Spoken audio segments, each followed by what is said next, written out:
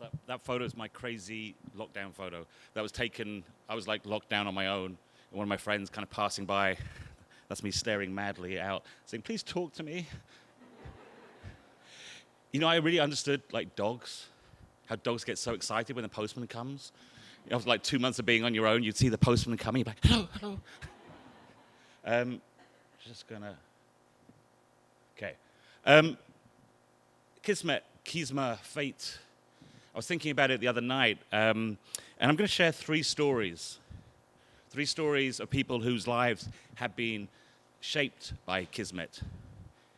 But really it's about how they coped with it, how they adapted.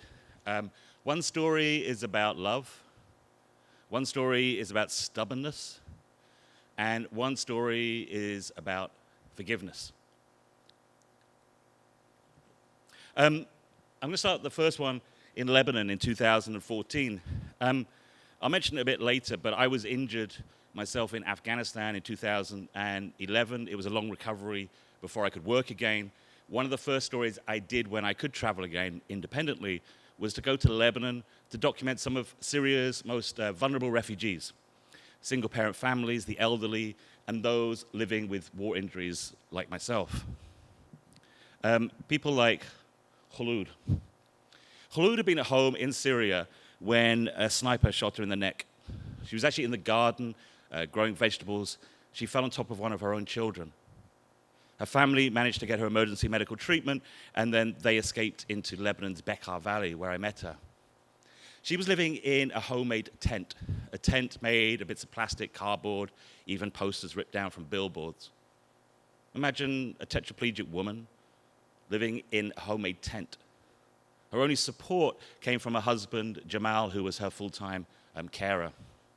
The children slept on the floor by the bed. She had no dignity, no privacy. It was a really desperate situation. I remember asking Khulud, what's your one hope for the future? And she said, Giles, I just want to be a mother again. She would describe how if one of her children fell over and scratched his knee, and he would run in, and like any child would say, make it better, mummy, but she couldn't lift her hand to even put it on the wound. On this trip, I also met Reem. Reem had been at home in Syria when a rocket hit her house. She was lying in bed. Her husband was killed in the bed next to her. She lost her leg. One of her children died that night as well. When I met her, she was living on the top floor of an unfinished building in Lebanon. Because of her prosthetic leg, she couldn't even get up and down the stairs. She didn't want her other children living with her because she felt ashamed that she couldn't be a proper mother to them. The only person that lived with her was her father, Ahmed. Now, if you go online, you will see I love to take portraits with this white bedsheet. It's the most well-traveled bedsheet in the world. But what it does for me is it takes people away from the circumstance and focuses just on them, and many times gives them back that dignity. But I always like to take pictures of people looking directly at my camera. Now, on this rooftop, I was really struggling because every time I was about to take this picture, Ahmed would look away. And I kept saying, no, look at me, and go to take the picture, and he would look away. And eventually I had to say, look, why do you keep looking away? And he said, Giles, I'm an old man. He says, you see in the distance those mountains? I said, yes. He said, that is Syria. I will probably never return home there. So I live on this rooftop, so the first thing I see in the morning and the last thing I see when I go to bed is my homeland. So I decided, in fact, in this picture, to let him look that way, because in this photograph, he is looking to home. On this trip, I also met a young girl called Aya. Now, I don't like to portray people as victims, but often they are victims of circumstance. But I don't like to show people in particularly vulnerable positions. With Aya, I was really struggling. She was 4 years old at the time. She had spina bifida, meaning she's paralyzed from the waist down. She was in this very muddy, wet tent. And I thought, if I take this photograph, it would just show her as a victim. So I said to the family instead, I'm just going to hang out for the day. We're not going to make any photographs. Now, not for the first time in my life, I was completely and utterly wrong. This young girl called Aya, she definitely was not a victim. In fact, she was the feistiest 4-year-old I've ever met in my life. And very soon I discovered she didn't just run her family, she ran the whole refugee camp. Her sister, Aman, walked in. Aman was about 11. Aya looked up at her and just said, hey, donkey, pick me up. Aman picked her up. We started walking around the camp. There'd be somebody selling bread. She'd be like, hey, donkey, give me the bread. They would. We'd pass somebody selling water. Hey, donkey, give me water. They would. So eventually, actually, after several visits, I was able to take this picture of Aya playing hopscotch with her sister. Because, as I say, I traveled to some of the worst places you can imagine. But I find love, laughter, humanity in these places, and that's what I choose to reflect. And this is Aya, as I say, who is so full of life despite those circumstances. Now, I came back from this trip. As I said, this was early on in my own recovery. So it was the first time I'd really done a full assignment. My work was published around the world. I was feeling very pleased with myself. Things started picking up generally for me. It was been very hard to get my life back. And about 2 years later, I got a phone call from the UNHCR, the refugee agency. Now, as creative people, you're going to be very jealous of me now, because I got given probably the greatest brief, the greatest assignment ever given to a creative or a photographer. Now, you can imagine this was a year-long project, huge budget, traveling around the world. Normally, you get pages of notes. My assignment came as an email after lots of meetings. I opened the email, and it was just one sentence. The project was simple as this. They said, Giles, follow your heart. And that's what I did for a year. I documented scenes that sadly we're too familiar with in places such as Lesbos in Greece, or boats. But I knew if I was going to really fulfill that brief and follow my heart, I would have to go back to Lebanon and find some of those families that I documented 2 years before. So I went back there in 2016 and revisited a lot of families. Now, I always try and take photographs back with me. I think it's important to show people how I represent them. But for somebody with no legs and one arm, taking photographic prints halfway around the world is a pain in the ass. And I get there, and I give Ahmed his photograph. He looked at it. You know, this photograph with this beautiful story. He looked at me, and he just said, Giles, you made me look really old in this. I was like, well, there's gratitude for you. But, you know, life had got back to some kind of normalcy for Reem and her family. On the rooftop, she now had a daughter, a brother-in-law living with her. As always, food. But, of course, for these families, there is no normalcy. They are stuck in limbo. This is Sarah, Reem's daughter. And like with many kids, you know, you ask, what's your favorite subject at school? Tell me about your friends. He said, well, I have no school and I have no friends. I live on this rooftop. And that is the reality for refugee families. They are stuck in a limbo. Of course, I managed to track down Aya and her family. They were now living in these unfinished buildings in the north of Lebanon. Aya, as feisty as ever. This is her being pushed by her brother. She was screaming, faster, donkey, faster. But again, like Reem's family, the parents aren't legally allowed to work. They can't take Aya to hospital if she's sick. And the children aren't able to attend school. Now, I said I managed to track down a lot of the families, but obviously some had moved. Some had changed phone numbers. On the last day I was supposed to be there, I get a phone call. It's from Jamal, the husband of Khaloud, and a phone call that I never forget. He said, Giles, we're here back in Lebanon. We'd love to see you. I said, amazing, great, where are you now? He said, we're in the same tent you last saw us. I felt like I'd been punched in the stomach. I felt physically sick. I repeated the question. I said, yeah, but where are you now? And he said, that same place. Now, of all the people I'd met 2 years before, nobody was in more desperate need of help than Khaloud. Those pictures have been published around the world. I thought surely something would have changed for them. Charities use those pictures. Newspapers use those pictures. I hadn't even thought to look for them there, because in my mind, there was no chance they could be there anymore. I went there the next day. I walked into the tent. I saw Khaloud on that same bed she'd not moved from in 2 years, with no windows. She'd not seen daylight. And I burst into tears, and I said, I failed you.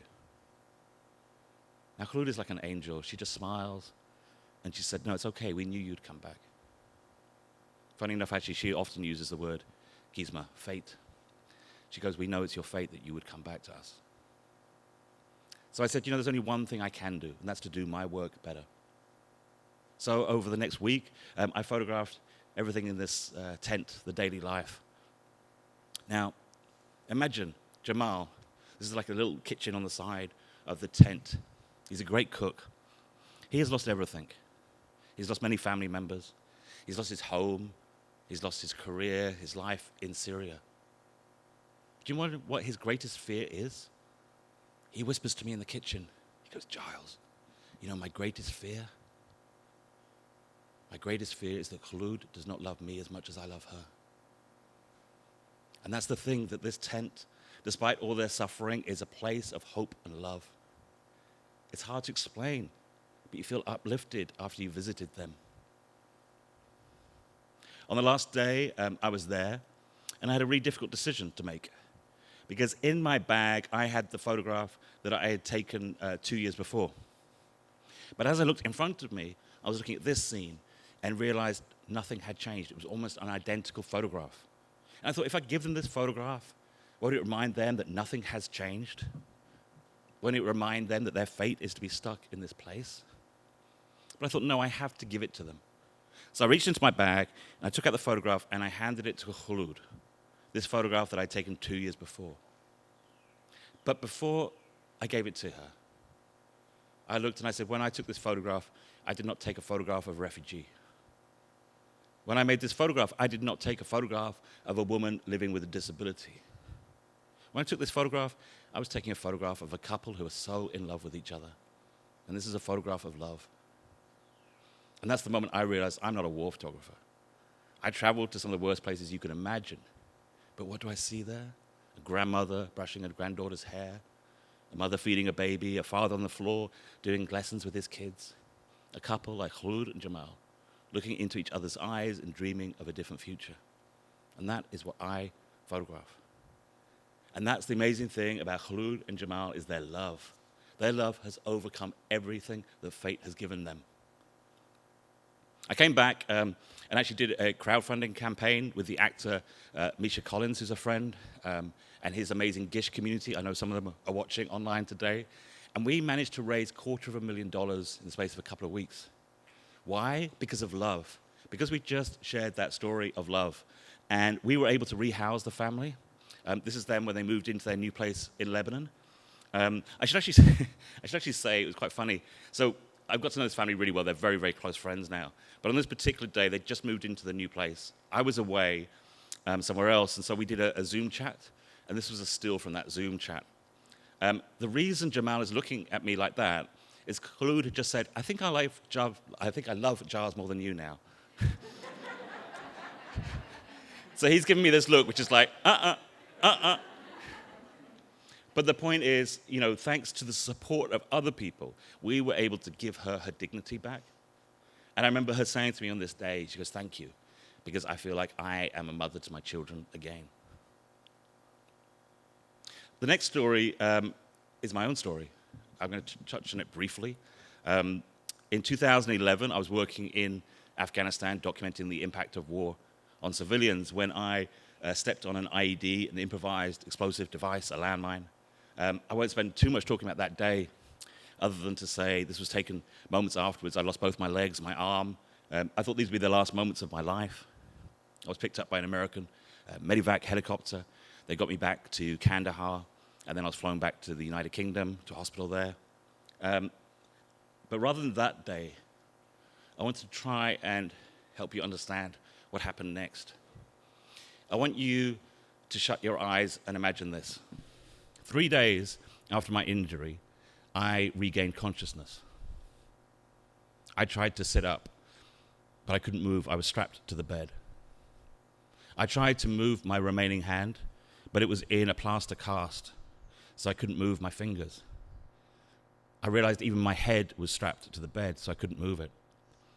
I wanted to scream, but as I tried to open my mouth, I realized that there were tubes in my nose, in my mouth, and into my throat.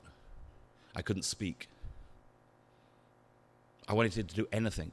Even going to the toilet was done out of my control. I realized the only thing I could do was blink. I was in an intensive care unit where people are rushing around, where the lights don't go off. It's nonstop. For 46 days, all I could do was blink. In fact, for 2 days, nobody realized I'd regained my consciousness. I was just blinking, and nobody even realized. Eventually, I was able to communicate in very small ways. But essentially, I was locked down in my own mind. We have all dealt with lockdowns recently. I call this the ultimate lockdown. Imagine lying there for 46 days, only able to communicate by blinking. Now, I knew I was going to have to create a world in my mind to keep my sanity. So I actually started thinking of creative projects. One of my favorites was called 100 Portraits Before I Die. I imagined 100 portraits that I wished I'd done. I should say I made this list when I was on very heavy doses of morphine. So I think even Big Bird from Sesame Street made it onto the list. It was quite an eclectic list of people. But I would imagine these portraits, and I would imagine meeting the person. I would imagine how we set up the shoot, how I lit it, if it was in the studio, black and white, color. I would see everything, visualize every moment. I had no idea of time, as there was no clocks, no windows, but I knew the nurses came at regular intervals to take my vital signs, and that was my unit of time. And so I would do each one of these portraits in one of these units. And I would even see the finished photograph. And I would critique it and think, how can I do something differently? And you know what's amazing? Is if I look at the way I worked as a photographer before my injury and now, I changed everything. From the cameras I used, the lighting, my techniques, the way I talk to people. And that is the amazing thing of a creative mind, is that even when we are locked down to the ultimate extreme of not being able to communicate with the world, we can improve ourselves as artists and people simply through our imagination. And that is the wonderful thing, the wonderful gift and skill that we all have within us that we can use no matter how difficult things are. About 3 months after my injury, I was well enough to be moved to have a shower for the first time. I was wheeled in to have a shower, and I saw myself in a mirror. And I was repulsed by what I saw, the missing limbs, the scars across my body. I was sickened by seeing myself in the mirror. I felt physically sick. When they put me back to bed, I cried myself to sleep, and I remember thinking, I wished I'd just died in the helicopter in Afghanistan, because I did not want this new reality. I was not brave enough, not strong enough. I could not cope with it. But the next morning, I am notoriously stubborn, and the stubbornness had kicked in with a vengeance. And I woke up the next day with a mantra that has stuck with me ever since. And I think a mantra that, for all of us, is something to live by. I woke up the next day, and I said, from this moment on, I will never think about the things I can't do, but I will focus on what I can and excel at those things. And that was the decision I made that changed everything in my life. If I was to ask most people in this room, what is bothering you the most today? Most of you would reply about something you have no control over. Whether it be the war in Ukraine, the person you work with that you can't stand with, whatever it may be. Now, those things should always be in the periphery of our vision. Of course, they inform our decisions. But focus on the things you can control each day. And through that comes power. Now, the first thing I decided I had to do with this kind of newfound wisdom was to confront the way I saw myself. And again, this is the wonderful thing about being creative, is you can find a way to do it. I decided to do a self-portrait. Now, I'd been in the British Museum just before I got injured. And in the British Museum, there's beautiful Roman and Greek statues. And most of them are missing parts. But what do you see in them? I remember the beauty that I'd seen. And so I wanted to do a self-portrait in that way. And so I went to, my friend came and sort of broke me out of hospital, pulled out all these tubes. We went to his photographic studio, possibly went via a bar. But I did this self-portrait. And this was the moment I took control of my life, because I took control of my own fate again, my own story. This was the moment I said, you know what, I actually don't care when you look at me what you think, because what's important is what I think. And I knew that I may be missing limbs, but when I made this photograph, I was a stronger man than I'd ever been. I was more focused than I'd ever been.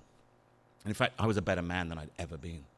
And when I made this self-portrait, that was what was important to me.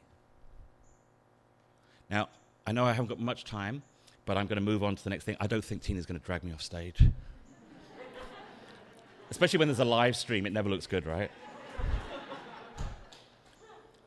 I want to tell you another brief story, a story about an amazing woman called Olive.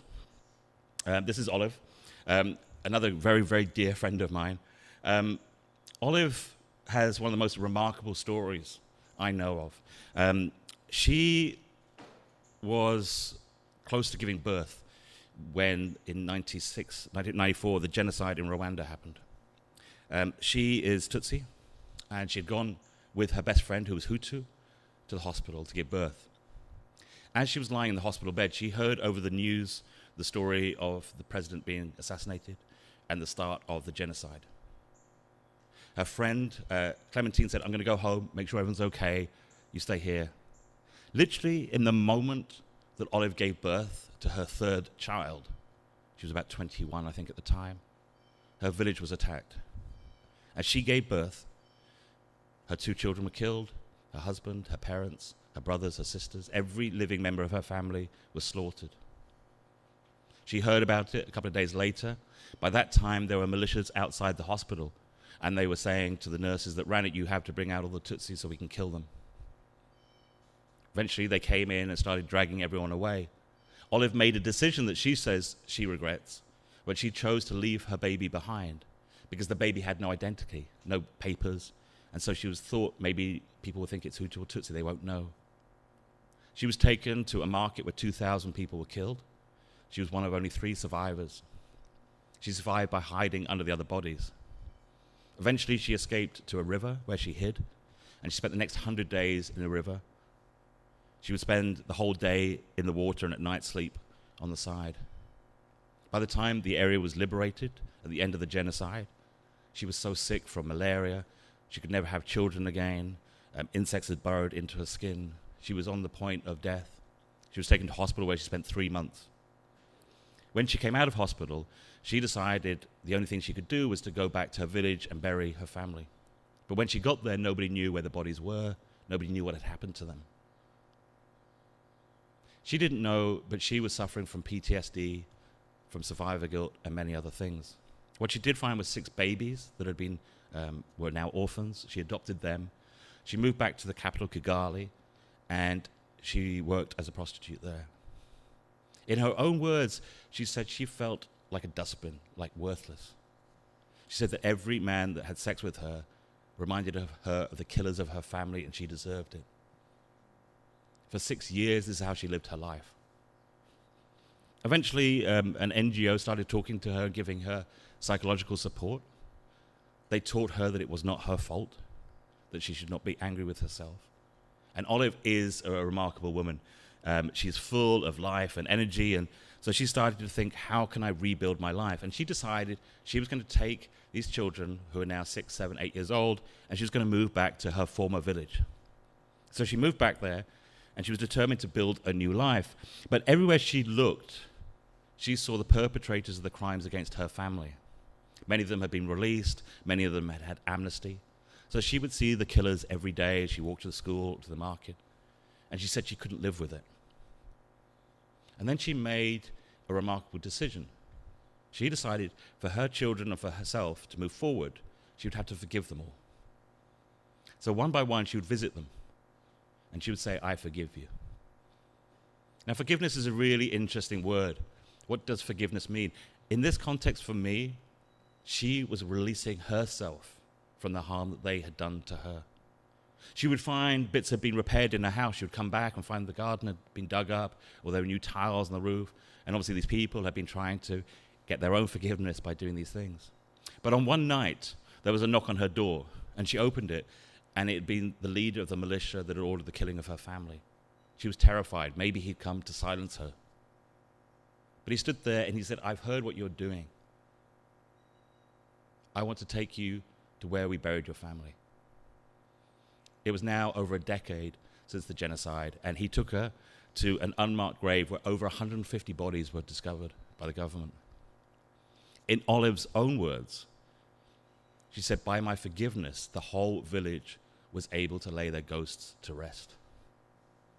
She, as I say, is a remarkable woman, and that forgiveness, as I say, was what released her from her fate, from her kismet, the things that happened to her, and she was able to move forward with her life.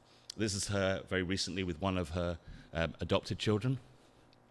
But there's actually another little twist to her story, that when she was working in Kigali, in the sex world, and forced to be a prostitute, there was a knock on her door about 5 years after the genocide. When she opened the door, it was Clementine, her neighbor. She had escaped as a Hutu. After the genocide, she'd escaped to Congo. But she said, I've come back because I heard you're alive. I thought you'd been killed. And they hugged, they embraced, and they were both saying, it was nothing to do with you being Hutu or Tutsi. We loved each other. It was just that the world had pushed us apart. And then Clementine said, but the reason I had to find you is because I have your baby. And she had gone to the hospital, and she had picked up Jonathan, and they had brought him up as their own until they found that Olive was alive and returned Jonathan to her. Jonathan's now in his 20s. He's just finished at university, doing incredibly well. And what we were able to do, I have a small organization, and so I said to Olive, how can we help you? And she said, well, we grow potatoes in this field. We get virtually no money for it. We get nothing. It's hard living. If you can support us in some way. And so we came up with a project called Land for Women, which is a really simple concept where we buy cooperative farms, we set them up, and we give the land to the women so they have ownership. So unlike other NGOs, the power dynamic has completely changed. And because the women own the land, they can choose to work with us. And I wanted to share that final bit of the story because, at times like this, it's hard to see hope when there's problems around the world and everything going on. But I do believe, on a personal level, as Tina said earlier, each one of us has the power to create change. Each one of us in this room has a skill, something we can use. I used to be a fashion photographer. What are the chances of a fashion photographer going out in the world and making a difference? I love fashion. I loved everything I was involved with, but I wanted to create change. I wish I was a doctor. I'm not. I wish I had the money to do things. I don't. But I can tell stories. And somebody came to an exhibition once, and they said, do you think you can change the world with your photographs?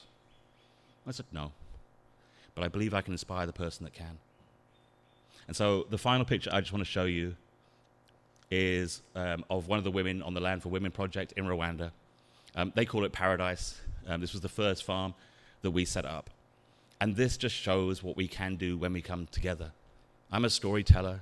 Again, working with Misha Collins and Gish, we were able to raise the money to set up these first farms. We now have other donors, and the project grows.